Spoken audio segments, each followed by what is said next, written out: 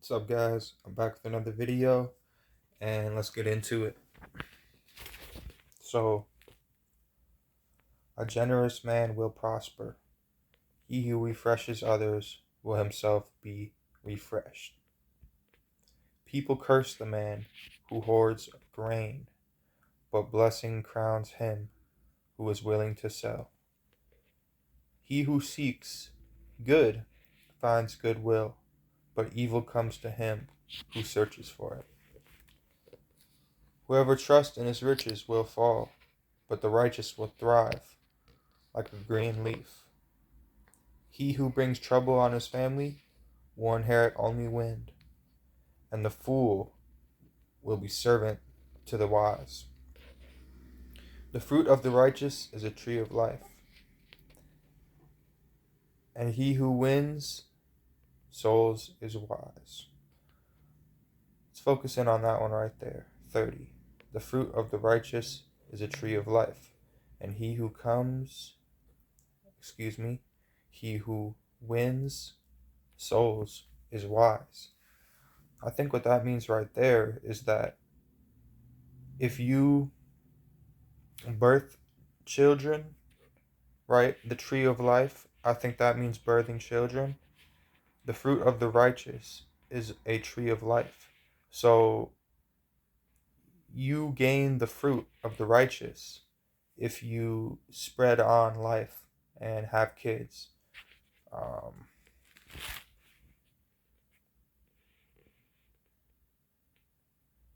And then he who wins souls is wise.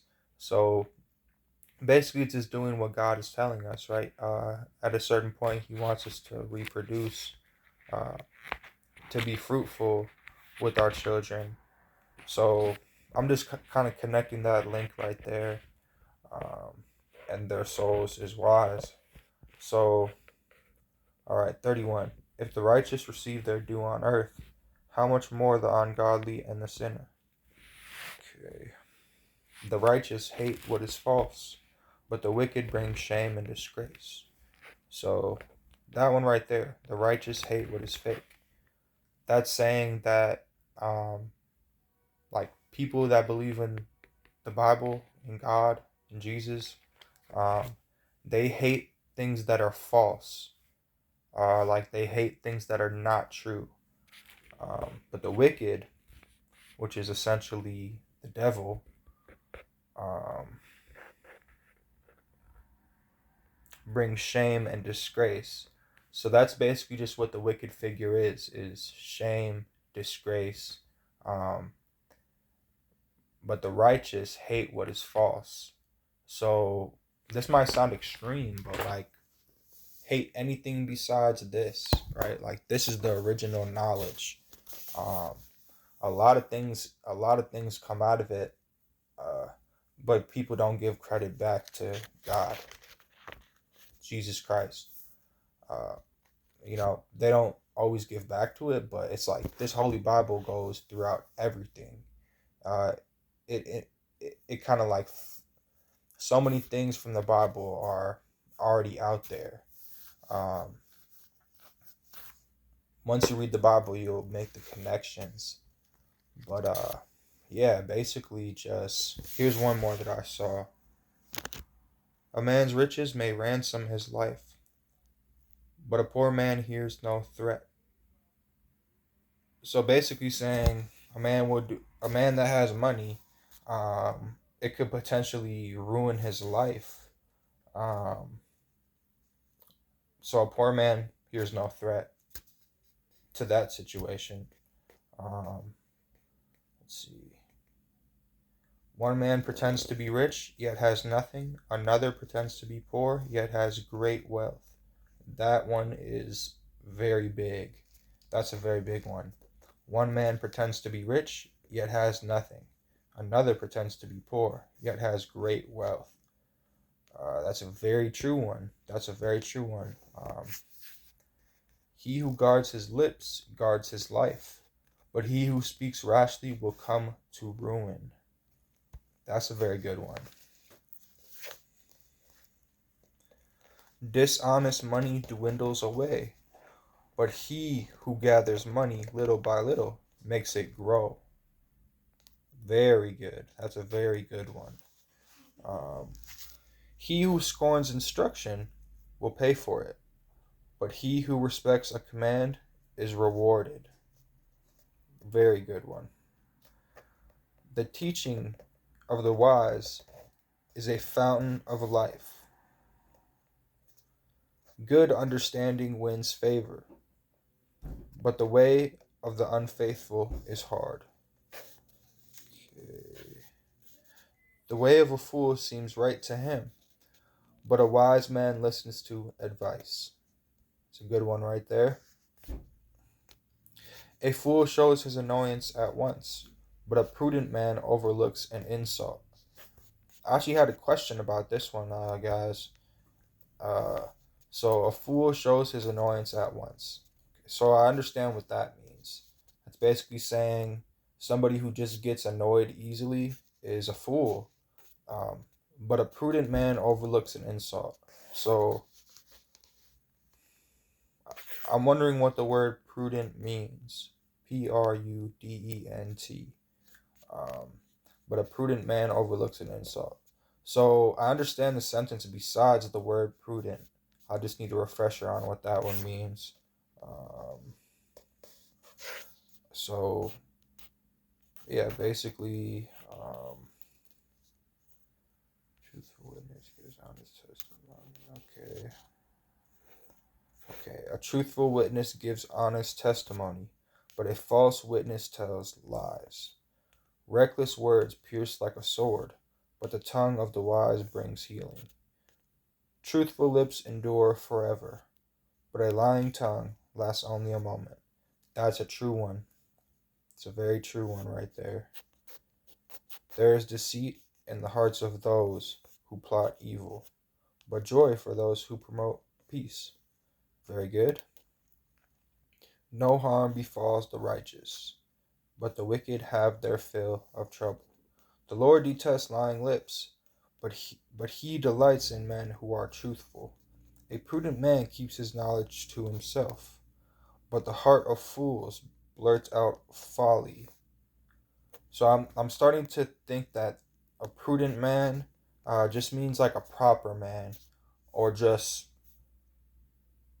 basically a man that is good in the eyes of God, that is obeying his words. That's what I would get from prudent man. Okay. Diligent hands will rule, but laziness ends in slave labor. So this one I didn't understand it, guys. So maybe like let me know down in the comments if you guys understand what this one means. But diligent hands will rule. I think that means that um like people that are closest to God will rule. Um, but laziness ends in slave labor. So maybe what he's saying is if you're lazy, you have to work forever. Like I'm not really sure what this one means. But I'm thinking maybe if you just like, let's say you could get a higher paying job, but you stay at the lower paying job, you'll probably have to work more hours. Um, so like let's say you found like let's say you found a way to make money faster. That's okay in the eyes of God. Basically saying that that could be a way that um, basically, yeah, that's just like a tangent. But I don't really know what this one means, guys. So let me know down in the comments.